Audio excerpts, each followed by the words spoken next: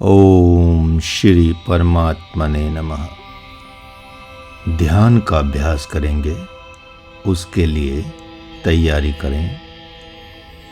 ध्यान के किसी भी आसन में बैठें। हाथों को ज्ञान मुद्रा या चिन्ह मुद्रा में रखें। आंखें बंद करें। शरीर स्थिर रखें। शरीर सीधा रखें। अब ध्यान के निर्देशों को सुनें। खेचरी माँ है। जैसे बच्चा अपनी माँ की गोद में रहता है, उसी तरह योगी भी जब तक चाहे खेचरी में रह सकता है। खेचरी के साथ आपका संबंध अवश्य स्थापित हो जाना चाहिए। यह आपके अस्तित्व का एक अनिवार्य अंग है। अब आपको जीवा, जीवाग्र और तालु पर अपना ध्यान केंद्रित करना है। तो जीवा, जीवाग्र और तालु पर अपना ध्यान केंद्रित करिए। खेचरी के अभ्यास के प्रारंभ में शरीर की सीमाओं का ख्याल रखें। आप चाहते हुए भी सारे दिन खेचरी का अभ्यास नहीं कर सकते, लेकिन धीरे धीरे करके आप दीर्घ काल तक इसका अभ्यास कर सकते हैं। उज्जाई प्राणायाम के साथ इस तरह इसका अभ्यास करें कि आप नीचे मूलाधार और ऊपर सहस्रार के बीच श्वास प्रश्वास का अनुभव मेरुदंड में कर सकें।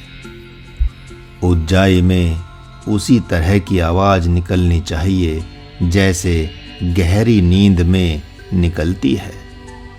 आवाज में सम स्वरता हो, उतार चढ़ाव नहीं। उबलते पानी के बर्तन से निकलने वाली भाप के स्वर की तरह आवाज होनी चाहिए। मूलाधार से श्वास, सहस्रार से प्रश्वास, उसकी कल्पना मेरुदंड में एक सूक्ष्म प्रकाश पथ के रूप में करें। ध्यान से सुने। मूलाधार से श्वास, सहस्रार से प्रश्वास। जैसे कि आपको चक्रा की क्लासेज में इन चक्रों के बारे में, मूलाधार और सहस्रार तक के सभी चक्रों की जानकारी आपको दी गई है, उसी के अनुसार समझें। सूक्ष्म प्रकाश पथ के रूप में उसकी कल्पना करें मेरुदंड में अपनी। मुंह और ओठ बंद करके उज्जाई का अभ्यास करें। मुंह भी बंद रखना है और अपने लिप्स को भी बंद रखना है, ये ध्यान रहे। मेरुदंड के भीतर उज्जाई श्वसन क्रिया के प्रति पूर्णतः सजग हो जाइए। मेरुदंड के भीतर उज्जाई श्वसन क्रिया के प्रति पूर्णतः सजग रहिए, चेतन रहिए, जागरूक रहिए। सहस्रार से मूलाधार तक और मूलाधार से सहस्रार तक, इस पूरे मेरुदंड में आपको अपने श्वास का अनुभव करना है। इस पथ में आपकी श्वास गहरी नींद में चलने वाली श्वास के सदृश होगी। जैसे बहुत गहरी नींद में आप सो रहे हो और तब जो श्वास चलती है, तो इस तरह की ही श्वास का अनुभव आपको करना है। कुछ समय के बाद यह सूक्ष्म और विरलित हो जाएगी, लेकिन अब आपको सजग होकर आवाज निकालना होगी। खेचरी मुद्रा में लगातार रहना जरूरी नहीं है। यदि आपको बीच में अनकंफर्टेबल लगता है तो आप खेचरी मुद्रा हटा सकते हैं, लेकिन अगर आप कंफर्टेबल हैं और खेचरी मुद्रा लगा सकते हैं तो पूरे अभ्यास के दौरान भी खेचरी मुद्रा लगा सकते हैं, जब तक आप को मंत्र का उच्चारण ना करना हो। बीच बीच में खेचरी माँ की गोद छोड़ दें, परंतु वापस वहीं पहुंच जाए। अर्थात जैसे ही आपको रेस्ट मिले तो वहाँ दोबारा से खेचरी मुद्रा लगा लें। अब श्वास का वेग न बढ़ाएं, नहीं तो ऐसा करने से कंठ अधिक सूखेगा। खेचरी लगाए रखने से कुछ समय के बाद रस स्राव होगा, जो कंठ को सिंचित करता रहेगा। उसकी शुष्कता दूर हो जाएगी। मेरुदंड में सुषुम्ना नाड़ी है। जब तक सुषुम्ना सुप्तावस्था में है, तब तक वह नाड़ी से अधिक और कुछ नहीं है, लेकिन जागृत हो जाने पर यह तरंगों से भरा प्रकाश पथ बन जाती है। उज्जाई लगाए हुए श्वास के प्रति सजगता को कल्पना की सहायता से सुषुम्ना नाड़ी से होकर प्रवाहित होने दें। अब आपको बिल्कुल जो रीढ़ की हड्डी है या स्पाइन है, मेरुदंड है, उसके मध्य से श्वास को आभास कीजिए, श्वास का अनुभव कीजिए। सुषुम्ना नाड़ी से होकर सहस्रार की ओर चढ़ती हुई और मूलाधार की ओर उतरती हुई श्वास को स्पष्ट रूप से अनुभव करने की कोशिश करें। आपको इसी दिशा में दक्ष होना है। यही श्वास का अनुभव आपको बार बार करना है। ऐसा लगता है जैसे आप सब सो रहे हों। उज्जाई का स्वर मधुर लग रहा है।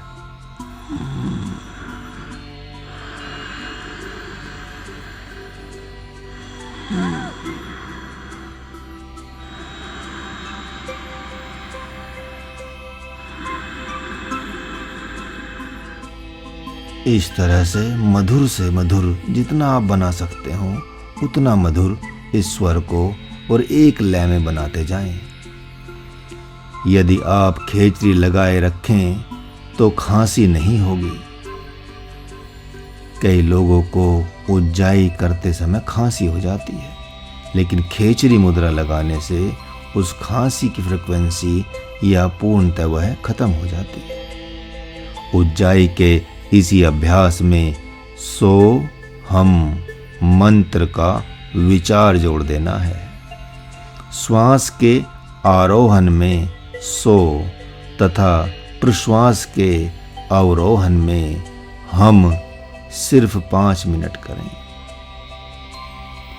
इस प्रकार आप श्वास के सो हम संगीत के प्रति जागरूक होते हैं।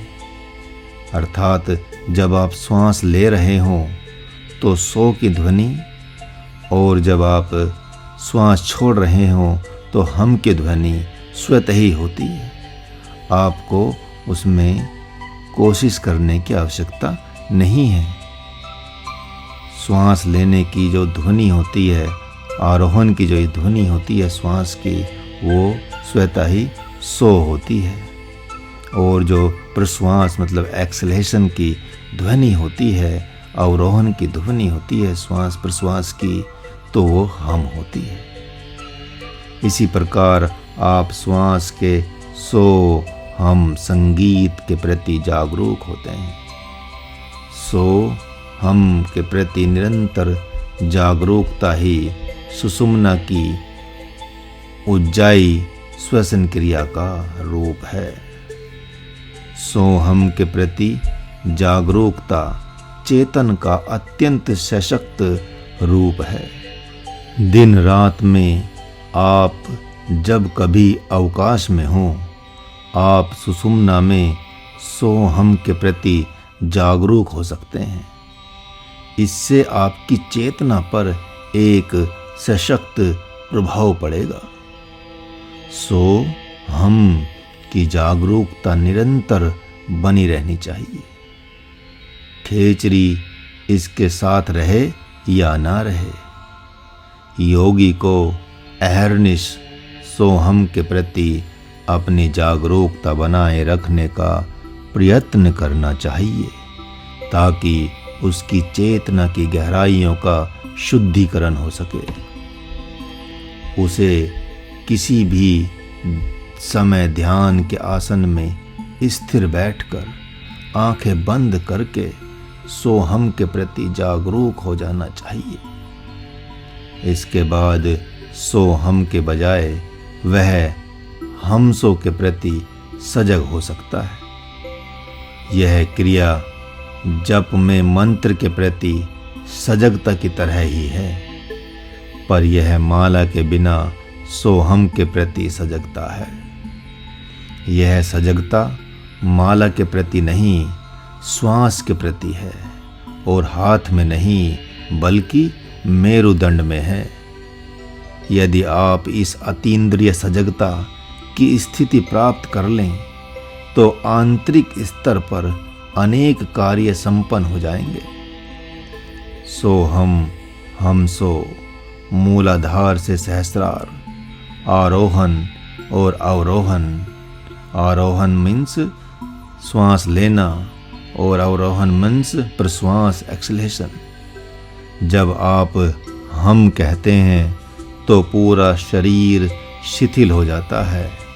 जब आप सो कहते हैं तो चेतना शीर्ष पर पहुंच जाती है।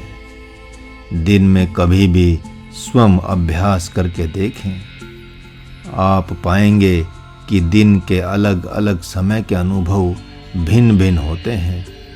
सुबह, अपराह्न और शाम के अनुभव एक दूसरे से भिन्न। इसका अभ्यास कम से कम 5 मिनट और अधिक से अधिक आधे घंटे तक करना चाहिए। इसका अभ्यास भिन्न भिन्न स्थितियों में करें, भोजन के पहले और भोजन के उपरांत, स्नान के बाद, स्नान के पूर्व, बेहद गर्मी में, बेहद सर्दी में, इच्छा और अनिच्छा की स्थिति में। आप थके हुए हों या तरोताजा हों, संस्कारों का क्षेत्र विकसित करने के लिए इसका अभ्यास करना चाहिए। योगी सतर्क हो तो उसे दिन भर में कई बार 5 मिनट का समय मिल सकता है, यानी कुल मिलाकर कम से कम 2 घंटे तो मिल ही जाएंगे। यदि आप सोहम और हमसो का अभ्यास करते हैं तो सचमुच आप विभिन्न संस्कारों और कर्मों को प्रकट होने का अवसर प्रदान करते हैं। कृपया आंखें खोल दें और शरीर को शिथिल करें। कृपया धीरे धीरे धीरे अपनी आंखें खोलें और शरीर को शिथिल करें। हरि ओम तत्सत। ध्यान का यह अभ्यास पूर्ण हुआ। हरि ओम।